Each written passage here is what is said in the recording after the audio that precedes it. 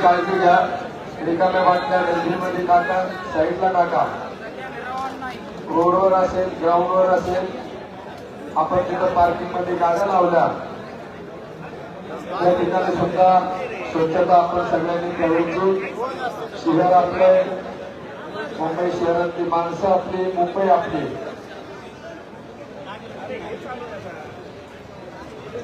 छत्रपती शिवाजी महाराज के, छत्रपती संभाजी महाराज के.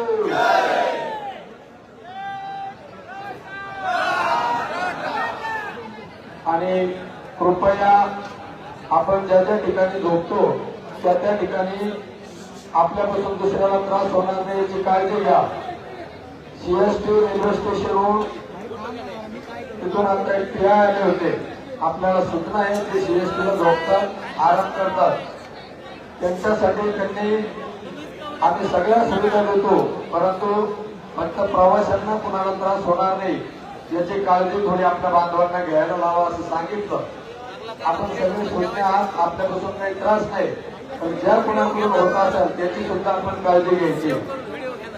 कारण रेल्वेने प्रवास करणारे मुंबईकर सुद्धा आपलेच आहेत.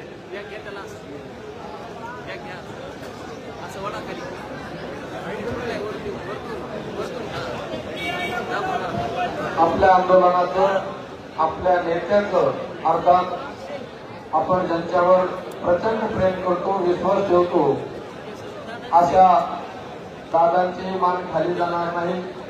या ठिकाणी आता आझाद मैदानावरती डॉक्टर आलेत आणि डॉक्टर दादांची आरोग्याची पूर्ण तपासणी करत आहेत. कारण आज 3 दिवस झालं पोटात अन्नाचा कण नाही आणि त्यामुळं या ठिकाणी कठोर आमरण उपोषण दादांचं सुरू आहे, मुंबईमध्ये सुरू आहे.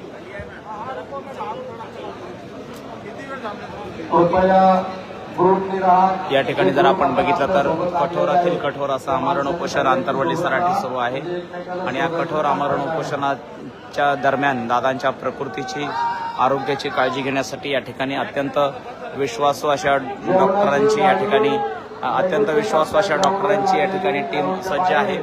तर या ठिकाणी आपले डॉक्टर चावरे सर आणि काही मुंबईचे डॉक्टर असं सगळे डॉक्टर मिळून या ठिकाणी दादांच्या प्रकृतीची तपासणी करत आहेत. सगळ्या तपासण्या या ठिकाणी करत आहेत.